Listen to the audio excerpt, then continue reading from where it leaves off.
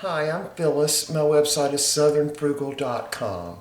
Well, we're finally going to do a video this week. Mr. Bucky and I both have been a little bit under the weather this week, and I haven't really cooked. We've been eating out of the freezer, whatever we were able to eat, but apparently we picked up some kind of little virus last weekend, but we're on the mend now. So I took some country-style pork ribs out of the freezer, and I did get these at Aldi.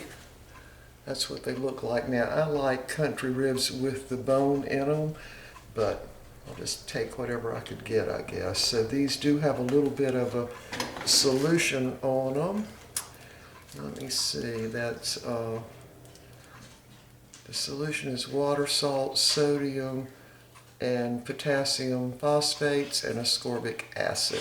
Anyway, there were 6 of them for $3.98, so we're going to make them in the Instant Pot. Then I'm going to put some barbecue sauce on them and put them in the oven. So the way we're going to do this is similar to those baby back ribs. I did a video on that some time back.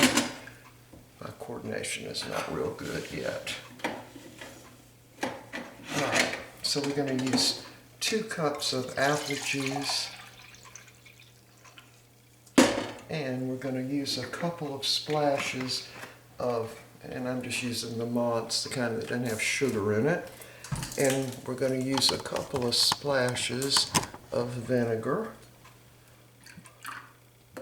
That's maybe 2 tablespoons at the most. And I'm going to go ahead this time and put a little bit of barbecue sauce in this mixture. A couple of tablespoons, just because. I'll just mix that up. There we go. So we're going to go ahead and put these in the Instant Pot. Let me see if I can move y'all closer. Yeah, we already made the corn muffins. I'll have to warm us up a couple of them when we get ready to eat. I've also already made some baked beans, and I also made some coleslaw. So we're good to go as soon as these get done. So I've got my rack in there, and so what I'm going to do is just place these around on the rack.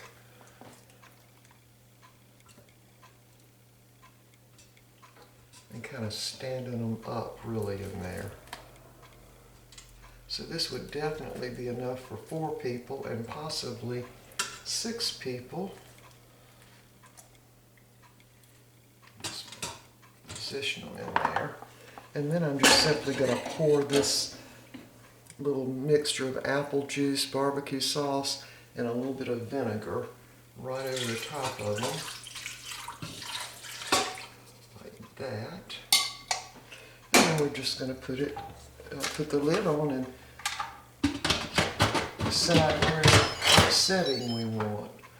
Now I think what I'm going to do is just do, let me turn that around so y'all can see. I think I'm just going to see about doing the meat or the stew. And just push that button. It says 35 minutes. That's probably a little too long for this.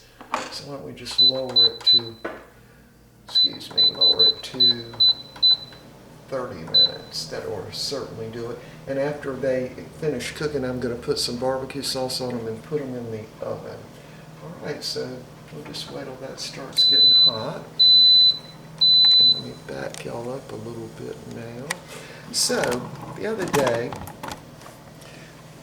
while I was being sick, now what we had I think was just a little virus, because we were coughing, not a whole lot, and a lot of sneezing, so I think it was probably a virus, but I did lose my sense of taste. But today it's back and I'm hungry. So anyway, so I wanted to tell y'all about like when my great-grandmother passed away.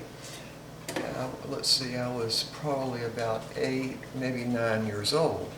And we were all at my grandmother's house, and so everybody there were 9 children in my grandmother's family, and in my great-grandmother I think there were 3. And of course my granddaddy was one of the children. And he inherited the old home place, we called it, And so my great-grandmother was brought back there. And so they had her in a coffin and everything, and they had the front, really it was a guest bedroom. And bear in mind, this was an old farmhouse built sometime in the 1800s. So they had set her up in the bedroom, and so we were there like forever, and all kinds of people bringing food in and everything. So it got to be later on, and I said, well, Mama, aren't we going home? And she said, well, no, we're going to stay a little longer. And I couldn't figure out what everybody else was going to do because the whole house was full of people. And they said, well, they're going to sit up with my great-grandmother. And I said, what do you mean sit up? Well, we sit up through the night because the funeral was the next day. And I couldn't figure it out. And so I said, well, Mama, why is everybody sitting up? And she said, well, I guess to fan the flies away from the corpse is why I think we stay up all night. And so I said, well, Mama, she's got net over her because they put the little net over the first part of the coffin. And so Mama didn't have an answer for me, but we did finally go home, and it was really late. But everybody else stayed, and they sit up and drink coffee, and of course all kinds of people bring food in, and they eat and they talk, I guess, about times past and all that. So that was really my first experience at knowing people set up with the corpse through the night. And so anyway, I thought I would tell that. I'm sure y'all, some of you ladies and gentlemen, remember that from years ago. That's just what they did. Now nowadays, of course, they have the thing at the funeral home where the family goes to the funeral home, and you know, people, friends and relatives and all that would come in and greet them over a certain period the night before the funeral. But the way it was done in the past is they stayed up with the corpse overnight, and maybe they did fan the flies away, I don't know, but that's the way they did with my great-grandmother. She was there, and you know, we all went in and looked at her. They had her fixed up real nice. She looked really good. I mean, she really didn't even look dead except her eyes were closed, but that was my first experience like that. So I don't think that people do that so much anymore, but they sure used to do it years ago. So anyway, I'll be back when this gets done and show you what the next step's going to be. We'll be back. All right, we just took the country ribs out, and I did release the pressure on the Instant Pot because I was tired of waiting. So we're just going to brush a little barbecue sauce on these, and then we're going to put them, I'm going to put them in the toaster oven. Let them get a little brown on them. Of course, they're fully done now, but we want some of that good brown taste on them.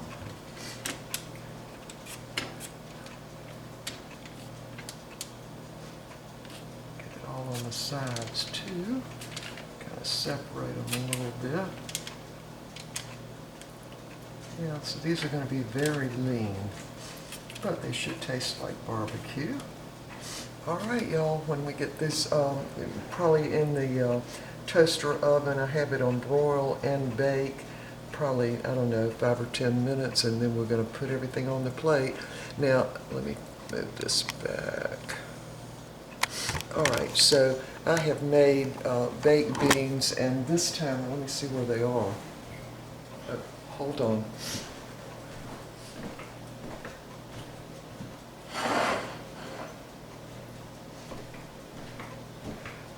Yeah, I just made a small bowl of the baked beans. Can y'all see that?